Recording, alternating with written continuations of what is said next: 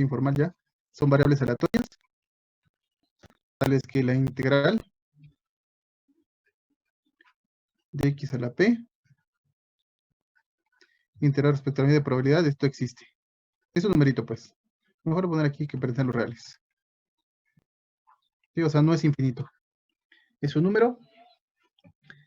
También dimos la regla de la esperanza. Y básicamente decía lo siguiente, ¿no? La esperanza, tiene apuntado. Es la esperanza de h de x. Esto va a ser igual a la integral de omega prima. O sea, el dominio de la h.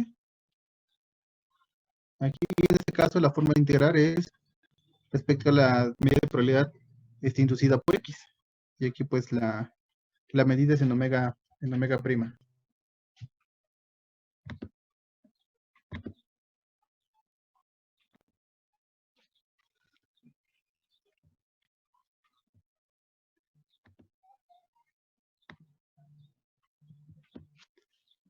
Sí, pues, esto fue lo que hicimos. ¿De acuerdo? Y vimos ahí nuestro ejemplito para ver cómo va la cosa.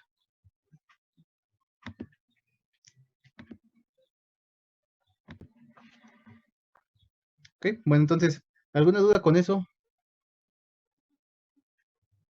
¿No? Bueno, aquí básicamente comentamos que esto era un cambio de variable. ¿Sí? Nada más que es un cambio de variable que la integral de Lebesgue. ¿Sí? Bueno, entonces, ya en la tarea espero que sacan más dudas y cualquier cosa me vayan preguntando. Sí, bueno, entonces, ya con eso que está aquí, ya llegamos hasta lo último del integral de Lebesgue. Ah, bueno, aquí ya no lo pruebo, pero también, por ejemplo, esto de aquí se puede ver que uno lo puede ver como la integral en los reales, la integral de Riemann-Stieltjes. Sí, o sea, uno puede reducir un poquito más esto que está acá. ¿Sí? Entonces aquí sería ver un poquito la integral de Riemann-Stieltjes. Pero bueno, eso ya no lo hago porque ya lo hemos hecho, ¿no? Integral de Riemann-Stieltjes, ¿sí? Con las condiciones apropiadas del H, claramente. ¿De acuerdo?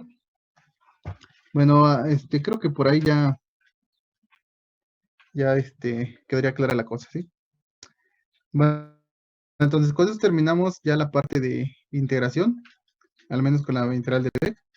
Y pues vamos a seguir con las cosillas de independencia para ver lo de convergencia de variables aleatorias. ¿Sale? Bueno, entonces, aquí recuerdo Profe, esas rápidamente. notas son las suyas, ¿no? ¿Verdad? No, esas no son mías. ¿Cuáles notas son? Son de un profe que también da probabilidad de procesos Eso del no nos las público. mandó, ¿verdad, profe? No se las mandé estas. Es que son un poquito más teóricas porque como que se enfoca más al área de matemáticas. O sea, es como que mucha cosa teórica, pues. Por eso no se las he mandado, porque luego tal vez confunda un poquito más. Por ejemplo, la parte que o sea, lo que voy exhibiendo son las partes que yo considero que son sencillas. Ok. Sí, pero sí, ahorita porque no tengo tiempo, si no, básicamente sería, lo que yo hago es, o sea, doy esto más o menos parecido, pero pues adaptado a lo que uno ve en probabilidad, ¿no? Nada más ahí en actuaría. Sí. ¿Sí? Bueno, pues igual si quieren se las mando después. Si alguien quiere, me las puede pedir, se las mando. ¿Va? Sí, Si alguien le gracias. interesa, me manda un correo personal y ya yo se las mando. ¿Sí?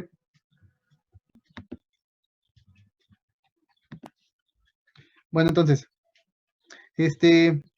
nosotros ya platicamos hace tiempo qué significa la sigma álgebra generada, ¿no?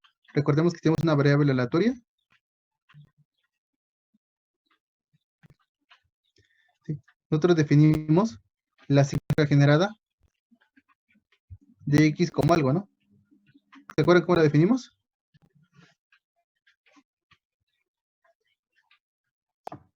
Imagen inversa de los bolivianos. Exactamente, ¿no? Aquí es la imagen inversa de los borelianos. ¿Qué definición, pues? Es básicamente la sigma álgebra generada por x es toda la información posible de la variable x. Nosotros sabemos que por definición, aquí en este caso tenemos un espacio de probabilidad. Aquí, nada más le pongo así omega, ¿no? Pero es omega, sigma álgebra y la medida de probabilidad. Entonces, eso tiene que estar contenido en F. ¿Sí? Eso es la definición de la imagen inversa de una variable aleatoria. Eso ya los platicaba antes. Y también nosotros dijimos que significaba que las variables, digamos x y y, son independientes. ¿Cómo se definía eso? ¿Se acuerdan?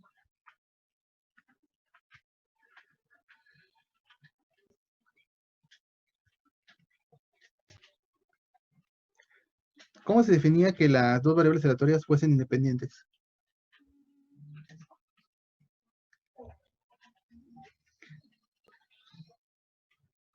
Tenía que ¿Cómo se- ver con sus sigmas álgebra. Tenía que ver con las sigmas álgebras. ¿Qué se le pedía a las sigmas álgebras? Que fueran independientes.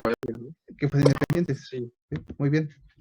Sí, recuerden que en este caso las condiciones de dependencia e independencia, nosotros lo definimos por medio de las sigma álgebras. Entonces aquí también. Yo no lo uso mucho, pero si ustedes quieren usarlo, porque muchos libros lo usan, le ponen así para las variables independientes. Si quieren, ustedes lo pueden hacer también. ¿De acuerdo? ¿Se entiende? ¿Sí? Entonces, las variables son independientes si las sigmas álgebras generadas son independientes. O sea, si esa sigma es independiente de la sigma generada por y. ¿Sí? Bueno, esa es la definición de que las variables sean independientes. Entonces, ¿esto para qué? Porque aquí en este caso viene un teoremita, el teorema 5.2. Tenemos un vector aleatorio. Recordemos que el vector aleatorio significa que es una función que que arroja valores en Rn, y bueno, es de la forma aquí, x1, así hasta xn. Y donde cada una de las entradas es una variable aleatoria. ¿Sí? Entonces cada una de las entradas es una variable aleatoria.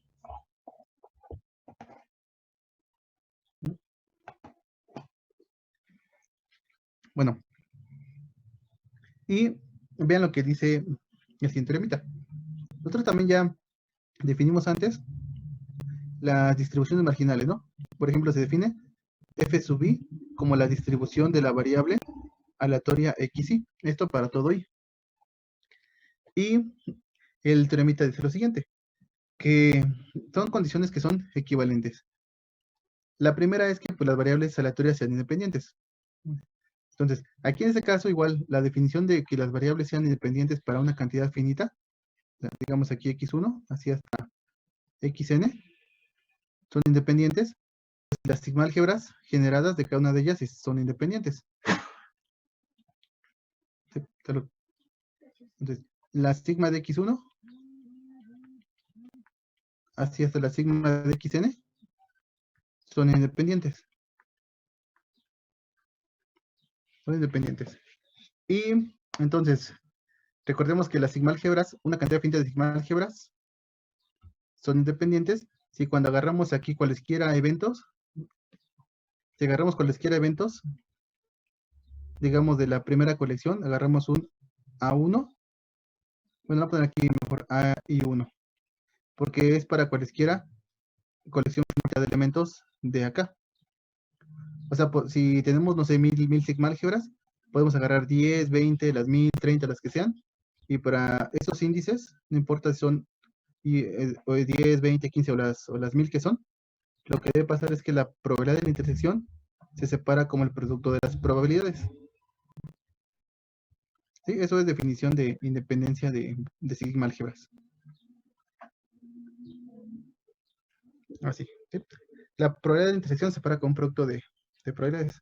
Entonces, el inciso A del teorema dice que esas variables son independientes. Eso equivale a decir que la probabilidad de cuando tomamos, por acá, solamente estoy explicando lo que dice ahí el enunciado. Eso equivale a decir que la probabilidad de que x1 pertenezca a b1, así hasta que xn pertenezca a bn, esto se tiene que separar como el producto. Este de aquí no lo voy a demostrar, solamente lo voy a ir comentando así tal cual.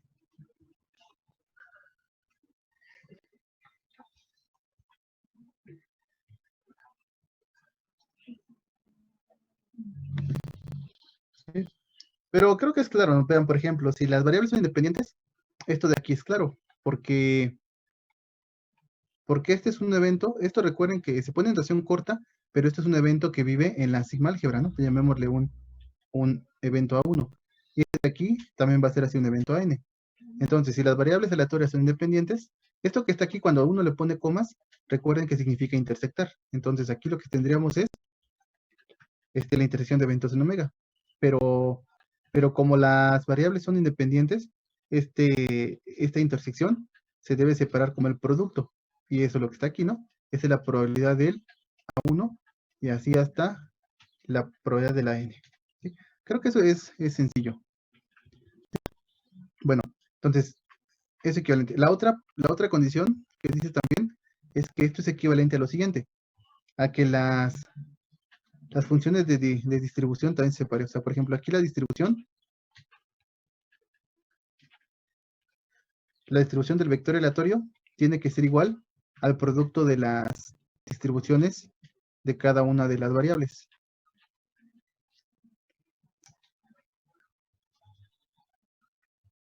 Así hasta la distribución de la enésima. Profe, una pregunta. Sí, sí, sí. ¿Cómo son los borelianos? No son necesariamente disjuntos, ¿verdad? ¿O sí? Los borelianos, Sí, los de las no. probabilidades. Sí, no, es que aquí no. Recordemos que aquí hay una pequeña sutileza. Aquí en este caso disjuntos no significa independiente, ¿sale? Ujú. Estos de aquí, bueno, aquí falta un parámetro n, por cierto. Aquí también. Sí. Si no, estos aquí no necesariamente son disjuntos. Simplemente son independientes. ¿Sí? Bueno. O sea, la probabilidad de la intersección es igual al producto de las probabilidades. Y, por ejemplo, creo que algo que es claro, digamos, supongamos que tenemos un B1 inter B2. ¿Sí? Digamos, esto podría pasar, digamos, si yo tomo este conjunto B2 que tenga medida 0, la probabilidad de la intersección vale 0, ¿no? Porque también mediría 0. Y si yo multiplico las probabilidades, como esta mide 0, el producto vale 0. O sea, ahí estaría teniendo eventos que son independientes, pero que no son disjuntos. Ya. Okay. ¿Sí? Entonces nada más son pequeñas sutilezas, pues. Bueno. Sí, bueno, entonces, esto es déjenlo pongo para acá, lo voy enumerando. Esta fue la condición A. Sí, le digo simplemente que las variables aleatorias son independientes. Esta es la condición B, que estamos diciendo que se cumple, ¿no? Simplemente por definición casi. Y esta es la condición C. Entonces, aquí en este caso, para ver qué implica C, también es sencillo, porque simplemente uno puede tomar conjuntos B que son particulares, ¿no? O sea, uno tomaría el evento BI, igual como el intervalo de menos infinito hasta un cierto XY. Aquí recuerden que esto es cierto para todo vector X que pertenece a Rn. ¿Sí? Entonces, tomando esto que está aquí, este BI de esta forma, uno puede ver que efectivamente B implica C. Y para la última propiedad, aquí lo que dice es que las variables aleatorias, las pongo para acá, H1 en X1, así hasta Hn en Xn, también son independientes. Aquí son independientes para todas HCs que van de los reales a los reales, funciones de Borel. ¿Sí? O sea, básicamente aquí lo que ser una función de Borel es que es medible con la sigma álgebra de Borel. ¿Sí? Aquí si le pongo es función de Borel. Esto es medible.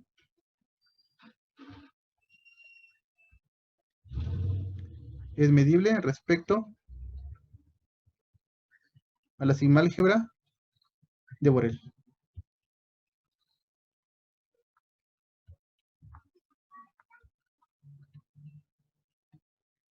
¿Sí? ¿Sí estamos de acuerdo? Bueno, entonces aquí en este caso pues ya no es tan sencilla la cosa. Pero bueno, uno puede, digamos, empezar a trabajar con funciones indicadoras, este tipo de cosas, para que se facilite la cosa y luego tomar límites. ¿sí? Pero bueno, esto de aquí ya no lo demostramos, lo vamos a tomar como cierto. Lo que sí quiero que se quede claro son los enunciados. Variables aleatorias, x1 hasta xn, independientes, automáticamente dice que las probabilidades como inciso B se separan. Y más aún, también, si son independientes, las funciones de distribución se separan como un producto. Y más aparte, si tú le haces cualquier combinación de funciones Borel a las H's, o sea, las compones, esas también siguen siendo independientes. ¿De acuerdo? Entonces, todos esos 4 incisos son equivalentes. Y hay uno más que tampoco vamos a demostrar, pero sí lo vamos a utilizar. Bueno, antes que avance la hoja, ¿sí queda claro lo que dice el enunciado? Sí. Profe, tengo una duda. ¿Cómo podemos definir bueno, en el enunciado C, ¿Ah? cómo se definen las marginales en esta parte? Como lo tomamos, o sea, dado el vector aleatorio, se definen así como tomar el límite en la distribución,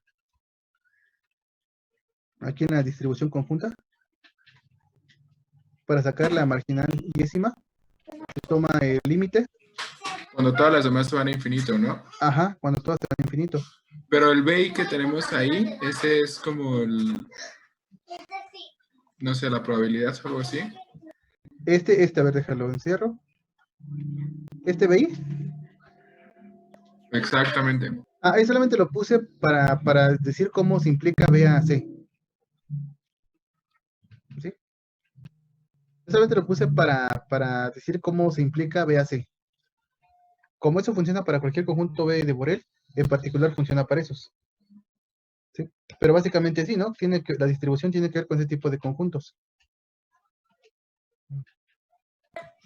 Va, ¿Sí? gracias, profe. Sí, bueno, entonces, Pero a mí ¿sí? el inciso D no me queda claro. Ok. Aquí básicamente es que dice que si tú tienes variables aleatorias independientes, digamos, automáticamente cuando tú compones las variables siguen siendo independientes. Por ejemplo, vamos a hacerlo con dos. Pongamos que tenemos aquí X y Y independientes. ¿Sí? Entonces, sabemos nosotros que para empezar, son variables aleatorias, ¿no? La sigma álgebra de X, está contenida en F. Y más aparte, ¿qué tenemos? Tenemos que la H es una función de Borel. Digamos aquí, llamémosle H1. H1 va de R a R. Entonces, la imagen inversa de los de Borel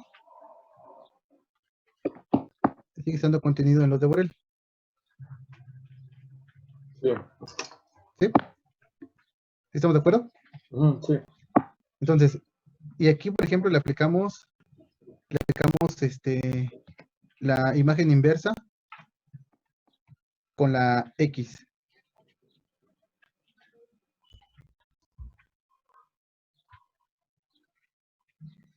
Esto de aquí, recuerden, esto es esta composición sería la imagen inversa de esta composición.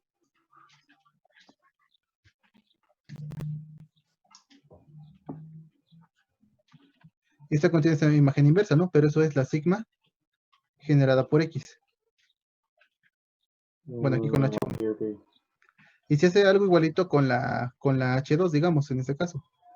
¿Sí? Si uno tiene una H2, comprueba que H2 compuesta con X, su imagen inversa de los de Borel,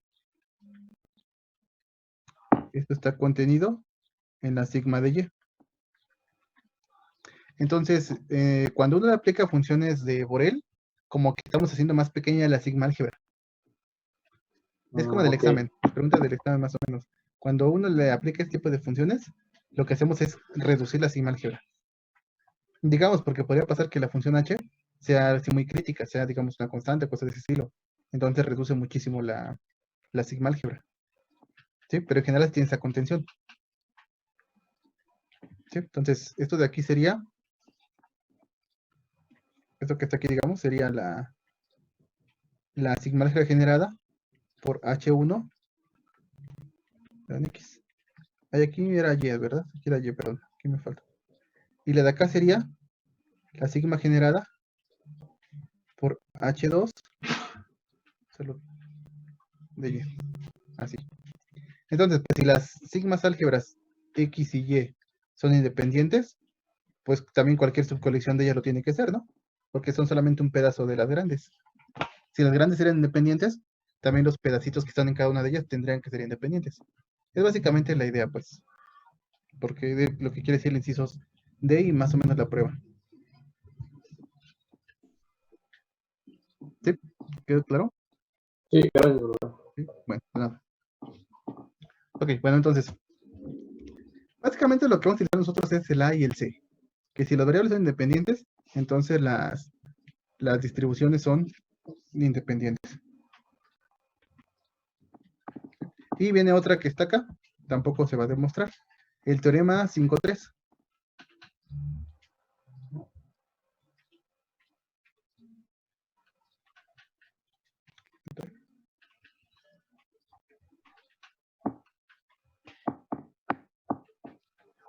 A ver, lo que es el teorema 5.3 es lo siguiente. Igual tenemos variables que son aquí en este caso pues son funciones que tienen densidad, porque el teorema habla sobre las densidades. Entonces tenemos variables aleatorias que tienen densidad discreta continua y tenemos también la densidad conjunta. Tenemos la densidad conjunta f de x1 hacia xn. Entonces dice que las variables aleatorias son independientes si solo si esta función de densidad del vector aleatorio tiene que ser igual al producto de las densidades.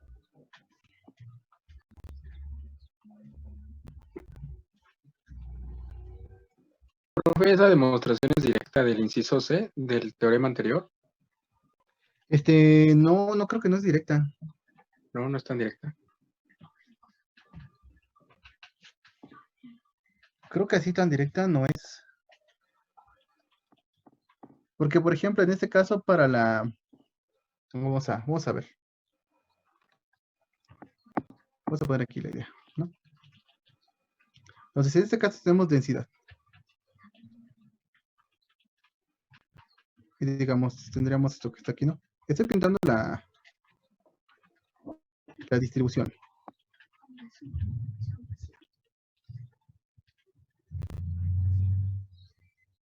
Así. Entonces, esto sabemos que es igual al producto de las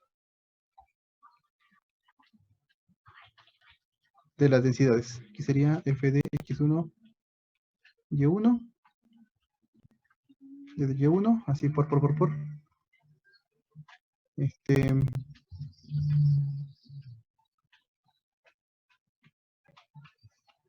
Así, aquí sería f de fn en yn de yn. A lo mejor una implicación creo que no es tan complicada. Por ejemplo, digamos, si las variables aleatorias son independientes, entonces por ese teoremita 5.2 se tiene que cumplir esto. ¿Sí? Y uno le puede aplicar aquí el teorema fundamental del cálculo, pero para integral de Lebesgue. Yo creo que ahí lo que sí sería de cuidado sería eso. Porque, bueno, si uno lo conoce, uno dice, pues, que es parecido al teorema fundamental del cálculo. ¿Sí? O sea, lo que uno hacía antes, pues, Sí. lo de derivar la distribución da la densidad. ¿Sí? Entonces, digamos, si uno toma eso como que sí está bien, pues, sí, digamos, sería fácil, ¿no? Porque quizá, pues, es aplicar el teorema fundamental del cálculo y se acabó, ¿no? ¿Sí? Ok. Porque en ese caso, sería, aquí en este caso, pues va a quedar, si aplicamos eso, digamos, derivamos con respecto a x1, aquí va a quedar Ahí sí, ¿no? ajá, aquí va a quedar la densidad, ¿no? Aquí sería x1 en x1. Y aquí de este lado, pues nada más sería tener cuidado, ¿no? Cómo queda la cosa. Pero pues sería algo muy parecido, ¿no? Lo que estaría pasando es que aquí, si derivamos respecto de x1, digamos, aquí va a cambiar ahora, sería f de x1, y en todo lo demás quedarían las variables. Así, ¿no? Con las integrales, pues. ¿Sí me explicó? Entonces, como que sí. Saber que si tenemos una variables aleatorias x1 hasta x independientes, por el teorema 5.2 sería como que aplicar esto. Y para el otro, pues nada más sería integrar, ¿no? El otro sería más sencillo. ¿Sí? Gracias, profe. ¿Sí?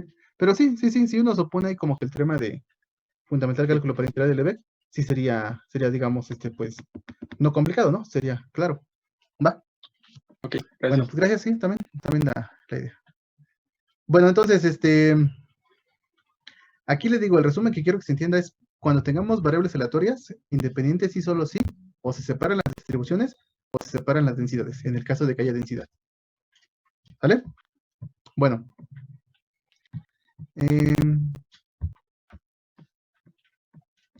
Y por acá había unas, quiero ver. Aquí lo hicimos.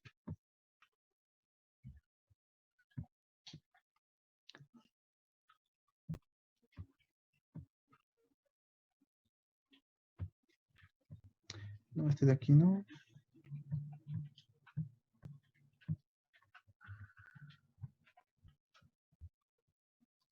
Déjenme ver acá. Creo que estaban. Acá está.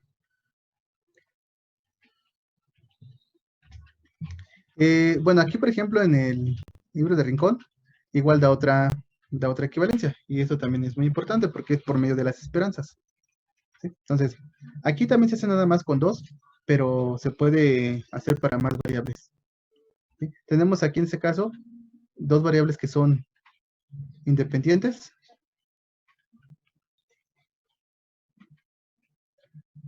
Y lo que dice lo siguiente aquí en este caso. Entonces, si son independientes, y bueno, aquí también lo hace un poquito más general.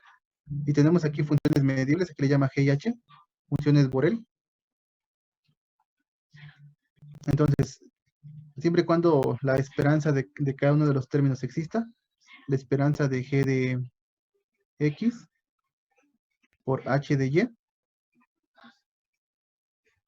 esto va a ser igual a la esperanza de G de X por la esperanza de H de Y. ¿De acuerdo? ¿Sí estamos de acuerdo o no? Sí. Aquí en este caso yo creo que aquí la definición que se da de esperanza hasta ese punto es solamente con la integral de Riemann-Stieltjes. Pero nosotros ya sabemos integral de Lebesgue. Entonces con la integral de Lebesgue, esto que está aquí es un poquito más sencillo de verse también. Ya no lo hago porque es hacer también mucho desarrollo. Pero la idea es igual seguir tomando primero funciones simples. Pero bueno, primero indicadoras, después funciones simples y después ya extenderlo en general. ¿De acuerdo? Eso es como que igual la idea para probar este tipo de resultados en general. ¿Sí? Aquí ya lo dejamos.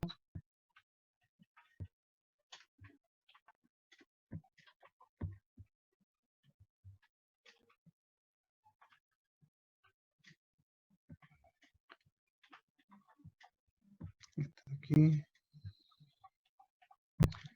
Vamos a ver después.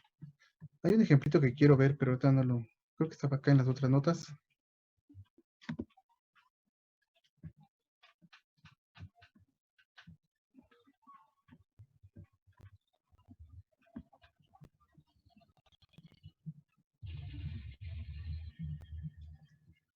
Ah, miren, aquí también está lo que viene aquí en las notas de Rincón.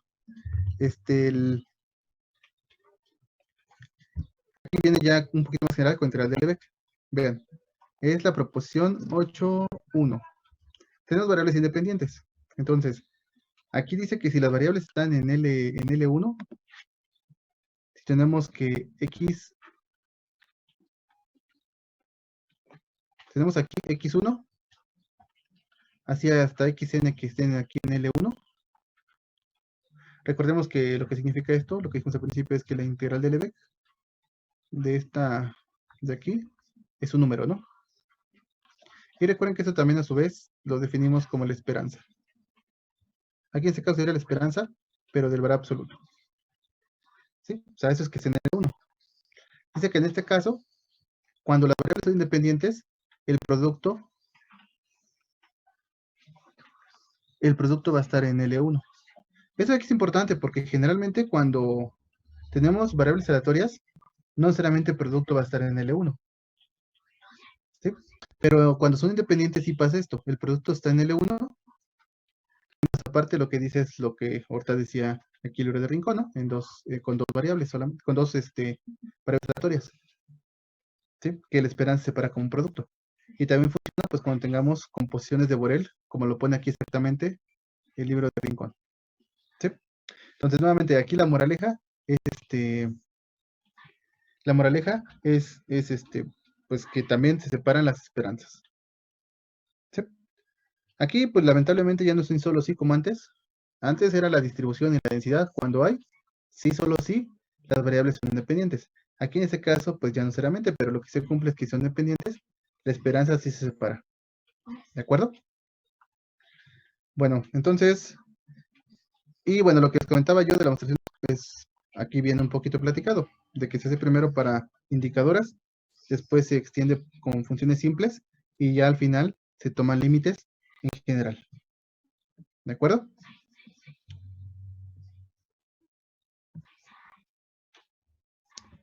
Aquí está el ejemplito que quiero que veamos. Sí. Bueno, antes dejen por aquí lo de la covarianza, aquí está también. Nosotros ya vimos qué es la varianza.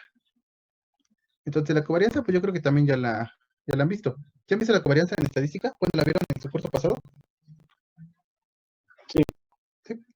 Bueno, entonces, aquí en este caso, pues la covarianza de dos variables aleatorias de X con Y se define como la esperanza de X menos su media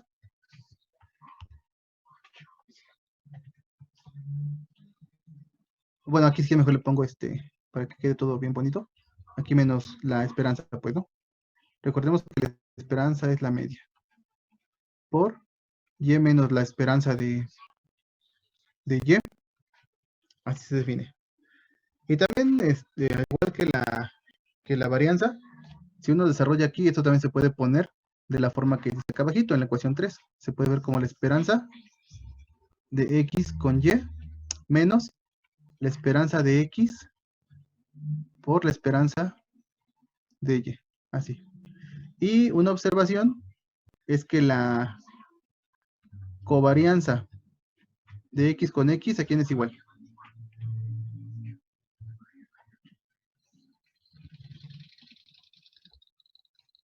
Aquí la covarianza está de... Ajá. A su varianza, la varianza de... Exactamente, ¿no? Exactamente. La covarianza se hace para dos variables aleatorias y se define pues como la forma de que estamos platicando. En particular, pues si uno toma X igual con Y, uno ve que se obtiene la varianza. ¿Sí? Entonces, bueno, es una pequeña observación. Y ahora viene esta proposición.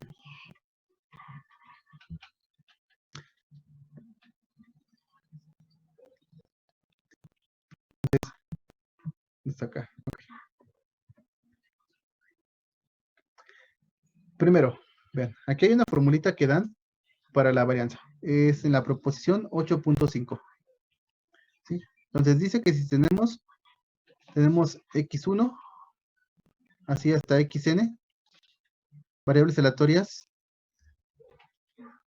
en L2. También muy importante. Creo que comentamos la otra clase también, que fue la desigualdad de Cauchy-Schwarz, que si la variable x está en L2 y también la variable y está en L2, el producto estaba en L1. ¿Sí? Entonces, y tenemos cierta desigualdad, que es la desigualdad de Cauchy-Schwarz. Aquí en este caso, pues, en la hipótesis tiene que poner que las variables estén en L2 para que su producto esté en L1 y tenga sentido hablar de la esperanza. ¿De acuerdo? Entonces, para eso se pone esta condición. Bueno, entonces, si tenemos aquí variables aleatorias en L2, se cumple esto. Que la varianza de la suma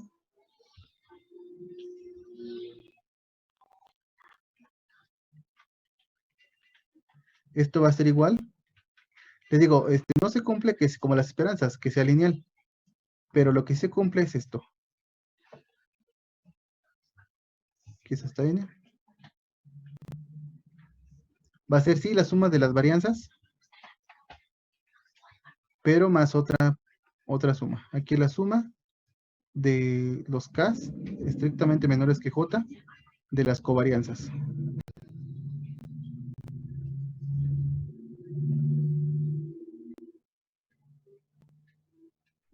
Así. ¿De acuerdo? Bueno, y la forma de hacerlo pues es lo siguiente. Nada más igual voy a platicar más o menos cómo se hace.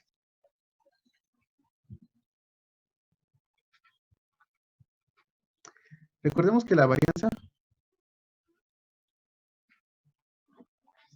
vamos a llamarle si quieren esto Y.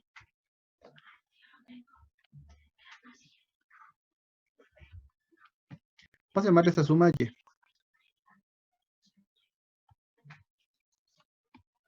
Entonces la varianza de Y va a ser igual a la esperanza de Y cuadrado menos la esperanza de Y al cuadrado.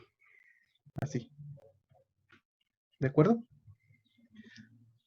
Bueno, y en este caso hay una formulita de cálculo. No sé si la hayan visto. Aquí la voy a poner. Que es la siguiente. Como tenemos aquí A1 más A2 así hasta AN al cuadrado. Eso de aquí se puede ver de la siguiente forma. Cuando uno multiplica el cuadrado, o sea, esta suma consigo misma, van a aparecer suma de cuadrados. O sea, va a tener que multiplicarse por ahí, A1 por A1, A2 por A2, y de esa forma. ¿Sí? Entonces, eso de aquí se concentra en una suma. Hay que poner acá, al cuadrado, desde k igual con 1 hasta n. Y van a salir dobles productos de términos. ¿Sí? Y bueno, los dobles productos de términos se toman así. O sea, son todos los índices k menores que j de AK por AJ. ¿Sí? Entonces, aquí simplemente aquí se ve tal vez un poquito rara la forma de cómo se está sumando, pero simplemente es entender. O sea, por ejemplo, aquí fijamos, no sé, el 1, y uno se fija cuántos hay menores que el 1, pues no hay ninguno estrictamente menor. Y luego fijamos aquí, digamos, el 2. Entonces, los menores que el 2 es el 1 nada más. Y luego fijamos el 3. Y nos fijamos en los que sean menores que 3, que sería el 1 y el 2. Si quieren, aquí lo pongo. Este desarrollo sería así. Si el j vale 1, aquí queremos que eso no se puede. Aquí sería cuando el j vale 2. Quedaría solamente con el k valdría 1 nada más. Más.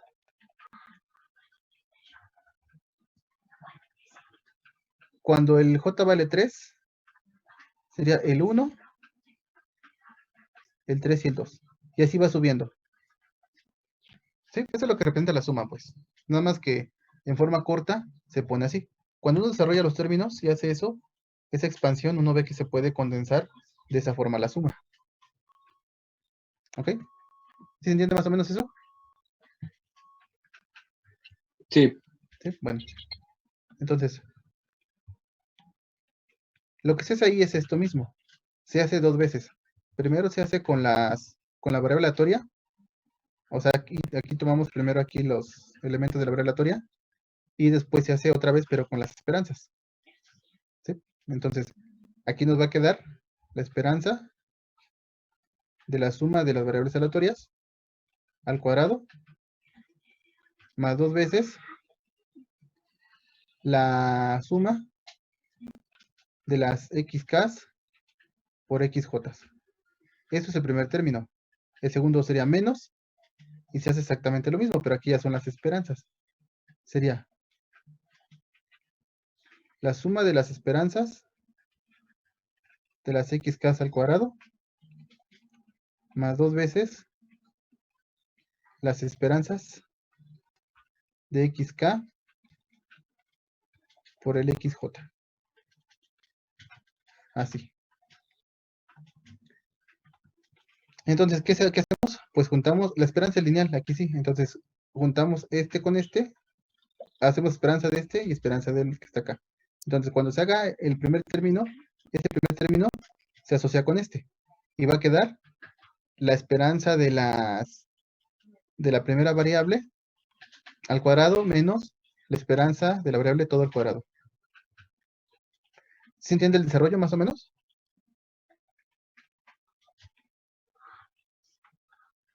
¿Se entiende o no? ¿Sí? Bueno, aquí lo voy a aclarar un poquito. O sea, estos primeros términos que rayé en anaranjado, esto se puede ver así, como la suma de las esperanzas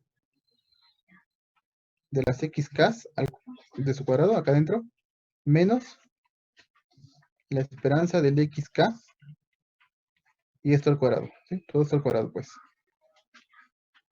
Ese es el primer término. Y el otro, si se dan cuenta, es la misma suma, ¿no? La suma queda igualita. Cuando se junten y se asocie como lo hicimos en esa primera parte, ¿qué va a quedar? Esta primera parte son las varianzas, directamente. La suma de las varianzas. Y cuando juntemos esto que está aquí con esto que está acá, pues esos van a ser por definición la suma de las covarianzas. Y queda la formulita que está ahí. La fórmula que aquí le llaman la fórmula 4 en las notas. ¿De acuerdo? Bueno, también cuando bueno, en este caso le digo, es una forma larga. Aquí no se le pide nada a las variables aleatorias. Queda ese desarrollo largo. Pero ¿qué pasa cuando las variables son independientes? Si las variables son independientes, las variables X, todas las X son dependientes, entonces ¿qué va a pasar? Vean. Si las variables son independientes, aquí ¿qué va a quedar? Entonces, aquí sería la esperanza de X por la esperanza de Y. Entonces, cuando las variables son independientes, o sea, independencia implica automáticamente que la covarianza vale 0. ¿Sí? Lo estoy pintando hasta la esquina de arriba. ¿Sí? Si las variables son independientes, entonces aquí va a quedar la esperanza de X por la esperanza de Y. Y menos lo mismo se va a cancelar. Entonces va a dar 0. Entonces, cuando las variables son independientes, esta parte que está aquí, esta parte se hace 0. ¿De acuerdo? Entonces, bajo independencia de las variables aleatorias, la varianza sí es lineal. ¿Sí? Y eso se va a utilizar también después. ¿Sí estamos de acuerdo? ¿Dudas? ¿Dudas? No. Bueno. Es simplemente un pequeño ejemplito de aplicación de lo que estamos viendo ahorita, de la independencia. ¿De acuerdo? Bueno, entonces...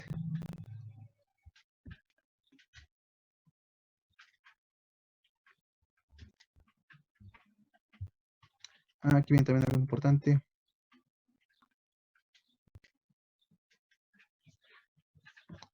Esto de aquí yo casi no utilizo, pero aquí, por ejemplo, viene la definición y eso se utiliza también. Yo creo que también ya lo han visto en estadística. Cuando tenemos aquí variables aleatorias, x1, así, hasta xn, entonces, se dicen que son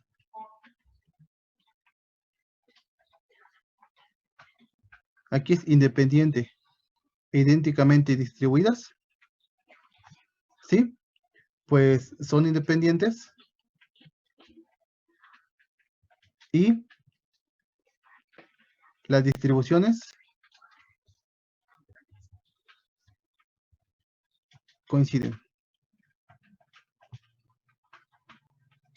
¿Sí? O sea, aquí en este caso, pues las distribuciones de alguna f de xy es lo mismo que la f de un xj. ¿Sí? ¿Eso sí lo habían visto en estadística, esa definición? Sí. ¿Sí? Bueno, eso también aquí le llaman una muestra aleatoria. Entonces, cuando les hablan de muestra aleatoria, pues son simplemente variables que son independientes e idénticamente distribuidas. Yo generalmente cuando lo mencione, yo lo voy a poner así, variables que son I y D. ¿De acuerdo? Y también aquí en este caso hay también una pequeña definición. En este caso también cuando uno la suma, esto se le llama una suma muestral.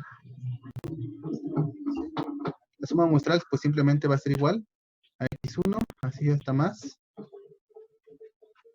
xn. ¿Sí? Bueno.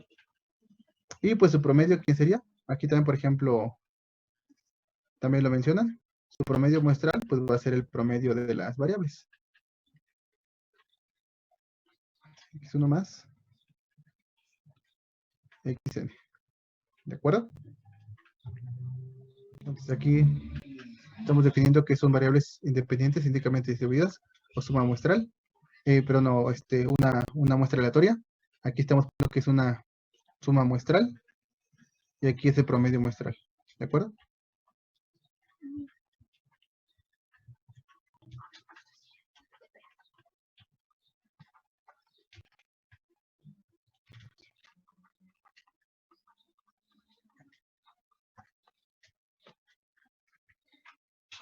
¿Sí?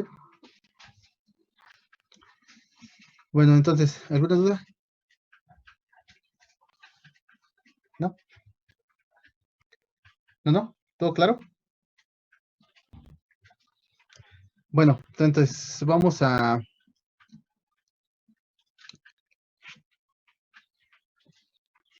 pues yo creo que esto de aquí no lo demostramos. Yo creo que lo voy a dejar de ejercicio. Ok, y ahora sí entramos a otra cosa. ¿Sí?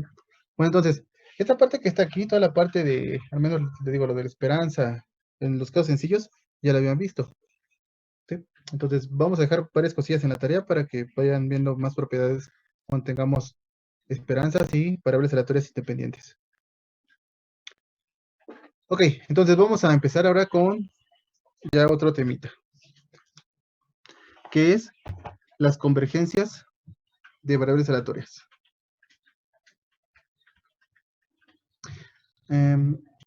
No, antes de eso les voy a dar unos resultaditos. No, mostrarlos después, creo que se puede ver después. Está mejor, pero verlos después. ¿Sí?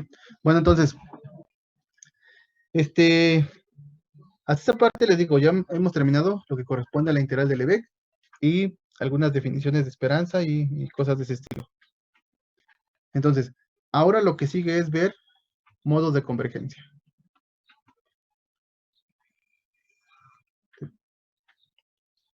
Entonces, ahora vamos a ver modos de convergencia.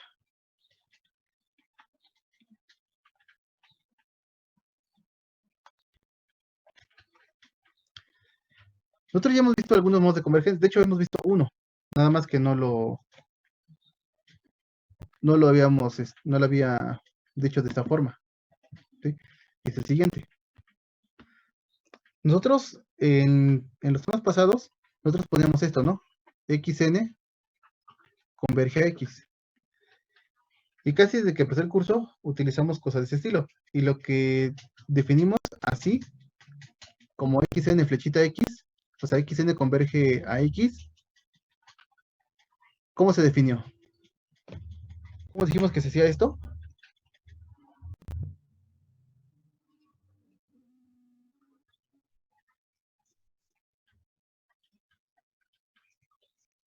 Era para cada omega, ¿no? Exactamente. En este caso, la definición es esto. xn converge a x y xn en omega converge a x de omega para todo omega en omega. ¿Sí? Aquí en este caso, recuerden que también se puede poner aquí como límite, cuando n tiene infinito, de xn de omega, que es igual a x de omega. ¿Sí? O sea, en este caso, esta convergencia se define a partir de convergencia usual que ustedes ya sabían. ¿Sí? Eso es general. La forma, digamos, más sencilla o forma clásica de ver esto es cuando las variables aleatorias van de omega hacia los reales. En este caso, la convergencia que está aquí es en números reales. Pero también se puede ver, digamos, un poquito más general, cuando veamos vectores aleatorios en Rn. Y en Rn, entonces aquí sería, el límite sería en Rn, ¿no? Y que es con base a la definición que se vieron con alguna norma, ¿sí? O digamos, si quieren verlo con la norma clásica, con la norma euclidiana. ¿Sí? Es esa definición. ¿Sí estamos de acuerdo? Sí. Sí, bueno. También, esto se puede ver para los que están llevando análisis, eso también se puede hacer un poco más general, y en vez de trabajar aquí Rn, también se puede trabajar algún espacio métrico. Digamos, algún espacio métrico, voy a poner mejor omega prima. Si omega prima es un espacio métrico, también se puede hablar de la convergencia, nada más que en este caso la convergencia es dada por el espacio métrico. ¿De acuerdo? Bueno, entonces, les digo, la forma común que vamos a ver nosotros es cuando estamos trabajando simplemente los números reales. Esto que está aquí se llama convergencia puntual. Les digo, nosotros utilizamos ese símbolo pues porque solamente veíamos este modo de convergencia, pero de aquí en adelante esto se le va a llamar convergencia puntual.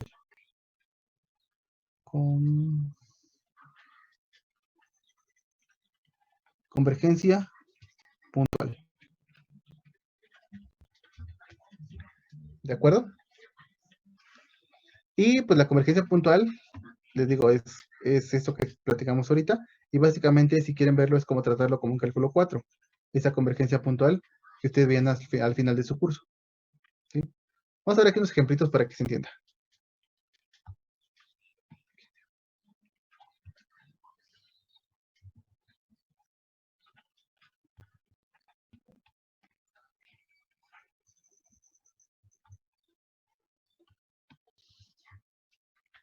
Vamos a definir aquí en este caso las xn que vayan del intervalo, vamos a poner aquí cerrado, 0 hacia 1 abierto.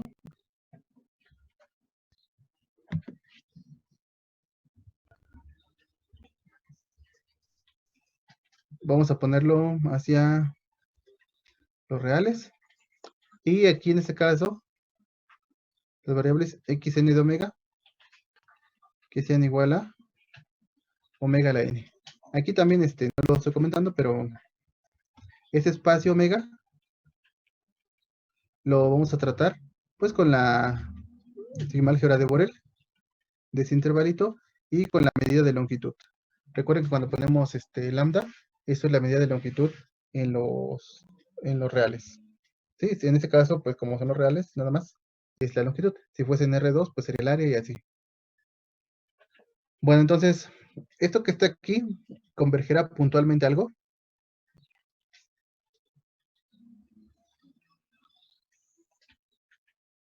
O sea, A uno, ¿no? ¿convergerá a 1?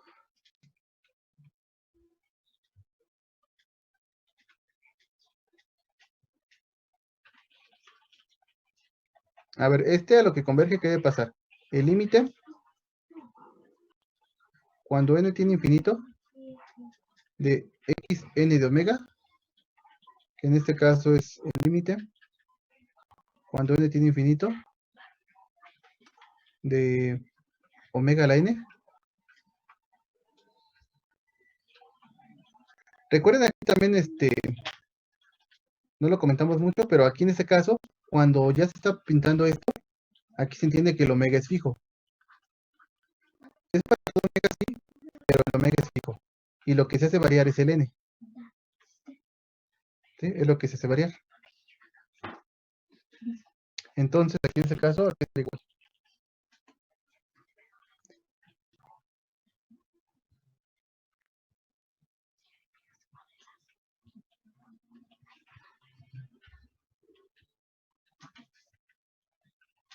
¿Cómo ven? ¿A qué será igual?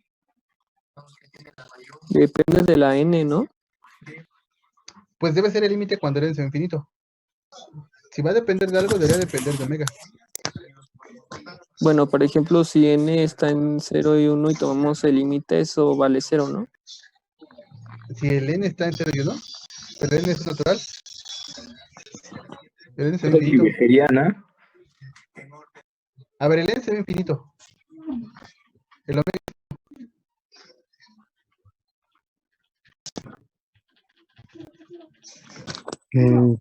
¿Sería 1? no.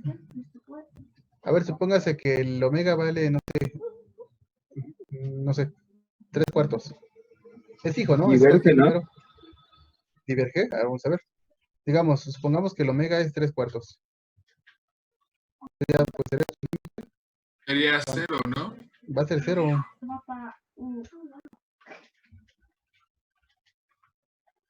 Porque aquí en este caso, pues ustedes saben que si tiene un número Q que es menor que 1, bueno, mayor o igual que 0, cuando toman el potencial de este, eso se hace muy chiquito, ¿no? Digo, aquí les puse 3/4, pero si quieren piensen como un medio. Un medio al cuadrado, un cuarto. Un medio al cubo, un octavo. Y mientras más grande el n, esa cosa se hace cada vez más y más y más pequeña, ¿no? ¿Sí o no? ¿Sí o no? Sí, sí.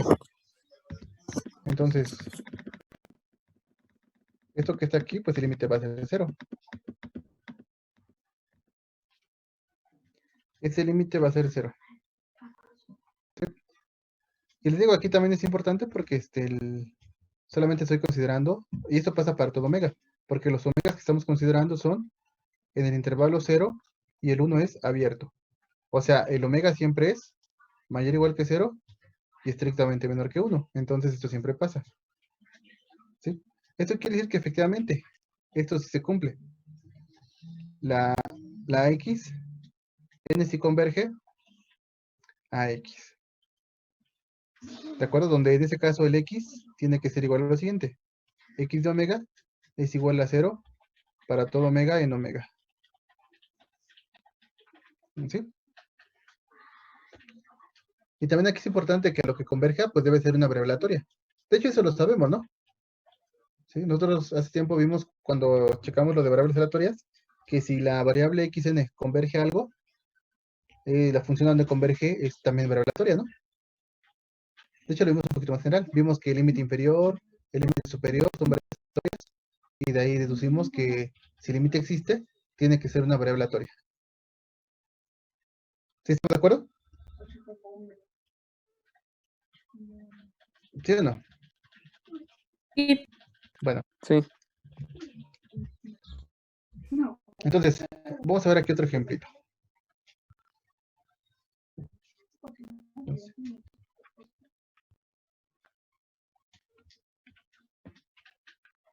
Vamos a considerar ahora xn que haya del intervalo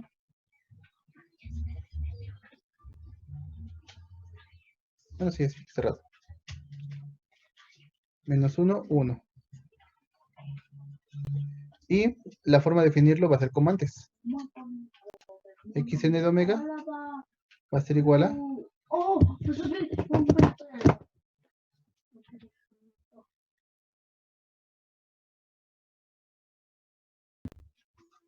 la misma pregunta. ¿Converger algo en este caso? Puntualmente.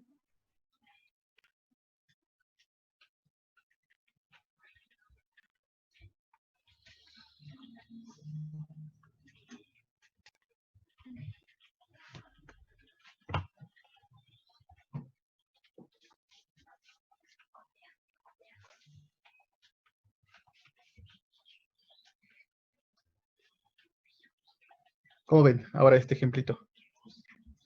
Lo que estamos cambiando en este ejemplo es el dominio. Ya no es el intervalo 0 cerrado, 1 abierto.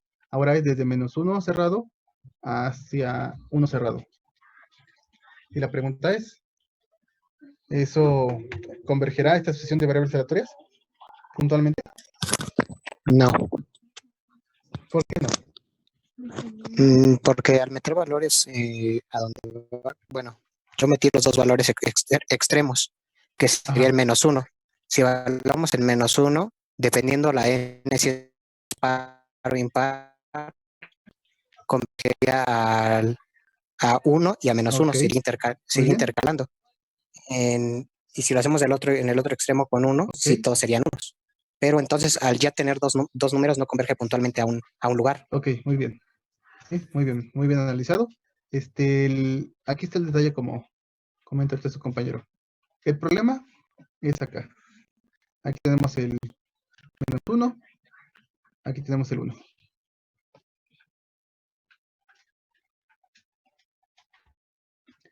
Por lo que ahorita dijimos, de lo que está acá arribita, de esa parte, de esta justificación, si tomamos el omega, que sea en valor absoluto menor que 1, sí se cumple también de cálculo que el límite de omega a la n, cuando omega se ve infinito, que esto vale 0.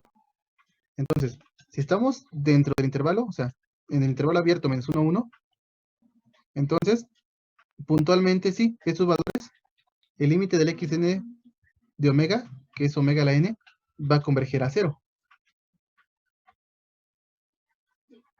Y uno dice, bueno, vamos a ver qué pasa en los extremos. En el 1, ¿cuánto vale xn en el 1? Pues sería 1 a la n, y eso nos daría siempre 1. Entonces, en el 1 también existe el límite, y vale 1. Pero como comenta aquí otros compañeros, ¿qué pasa en el -1? En el -1 tendríamos -1 a la n, aquí en ese punto, en el -1. Y -1 a la n, esa cosa no converge. Entonces, pues no, aquí ya la respuesta es que esta cosa no converge puntualmente. ¿Sí? Esto de aquí ya no pasa. Ya no tenemos convergencia puntual. ¿Sí? Solamente falla un puntito, ¿verdad? Y ustedes dicen, pero pues nada más es un puntito, o sea, como que no tendría que causar mucho problema. Y para eso viene la siguiente definición. ¿Sí estamos de acuerdo? ¿Se entiende?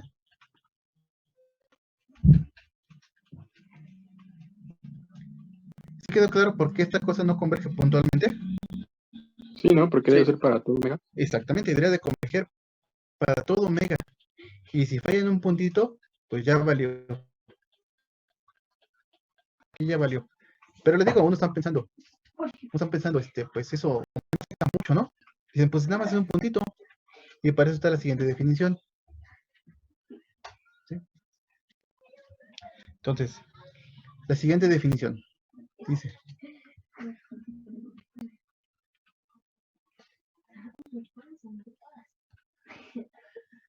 aquí en este caso, dice que xn converge a x casi seguramente si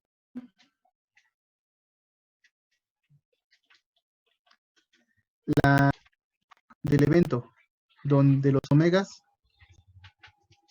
en omega tales que xn de omega no converge a x de omega, esta probabilidad vale 0. ¿Sí? Aquí también esto se pone así. Aquí vamos a empezar con un poco de notación. Cuando estamos hablando de que xn converja casi seguramente a la variable aleatoria x, o sea, casi seguramente, lo que uno hace es ponerla acá. Aquí se le pone esto. Cuando uno pone esa notación, está diciendo que la xn converge a x casi seguramente. ¿Y qué significa? Que la probabilidad donde los omegas, donde no converja, entonces eso vale 0. ¿Sí?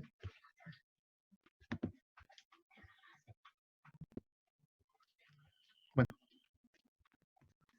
entonces, por ejemplo, tenemos hace rato, ¿no?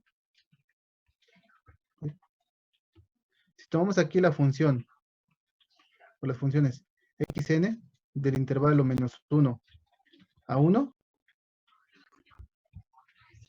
dadas por xn de omega igual a omega a la n. Entonces, ya vimos que no hay convergencia. Xn no converge a una variable x. Pero lo que sí podemos decir es que xn sí converge casi seguramente a una variable. ¿Y la variable que converge? ¿Cuál sería?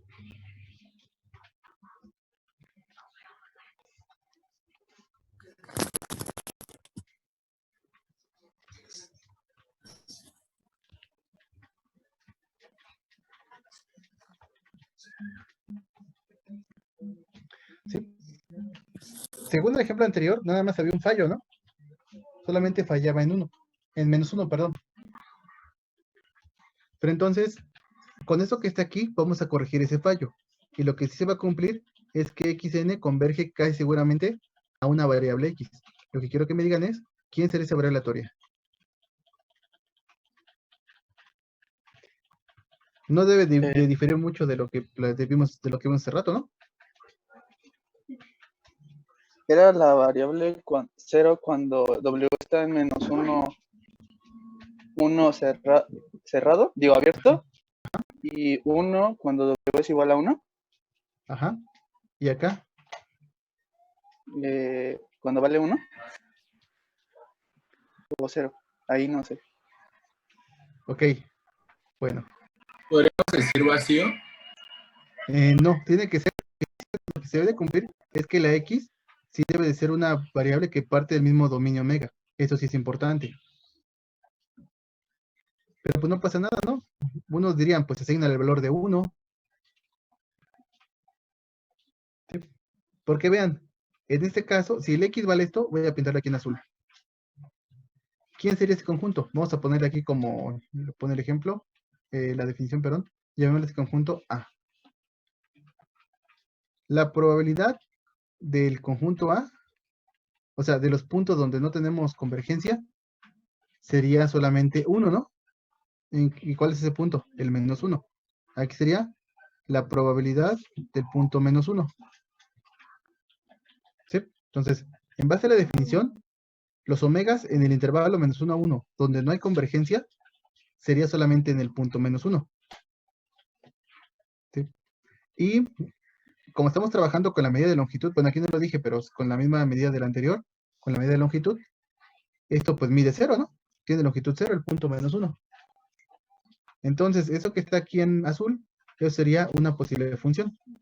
Que acá en el menos 1 a 1 abierto valga 0, en el 1 manda al 1, y en el menos 1 manda al 1 también. Pero bueno, hay más opciones. También podrían definir ustedes que acá adentro pues valga también este 0, aquí también valga 1, y por ejemplo que ahora aquí valga menos 1. Ese sería otro posible valor. Formalmente, la variable x y la variable y son distintas, porque solamente difieren el punto menos 1. Una vale 1 y la otra vale menos 1. Pero igual, el conjunto de puntos donde no converge sigue siendo este, ¿no? Y eso pues tiene medida 0. O también alguien puede decir, no, pues que a mí no me gusta que lo defines aquí como 1, menos 1. Defínelo como un medio. Y también se cumple. Acá lo dejas igual, 0. Aquí también le pones 1 y acá le pones un medio. Y eso también es otra variable, digamos z, a la cual xn converge casi seguramente. ¿Sí? Cuando tenemos convergencia puntual, eso sí, a donde converge es único. Si xn converge puntualmente a una variable x, esa variable debe ser única. Pero en convergencia casi segura y de ahí en adelante va a ser complicado que se cumpla la unicidad. Pero las funciones donde converge pues no difieren mucho. O sea, solamente lo que van a hacer es diferir en un conjunto que tiene medida 0. ¿Sale? Entonces, aquí en este caso, sí tenemos convergencia casi segura, y a donde converge el xn, pues pueden ser muchas cosas. Puede converger a la x, que en menos 1 vale 1, puede converger a la y, que en menos 1 vale menos 1, puede converger a la z, que en menos 1 vale un medio. Y ustedes pueden modificarle este puntito en menos 1 que valga lo que quieran, y la sucesión de valores aleatorias sigue convergiendo casi seguramente. ¿Sí se entendió eso? O sea, realmente no importa mucho el valor que tomen las variables, sino que el conjunto de valores en donde son diferentes tenga probabilidad 0. Exactamente, es eso. Es eso nada más. ¿Alguna otra duda que tengan?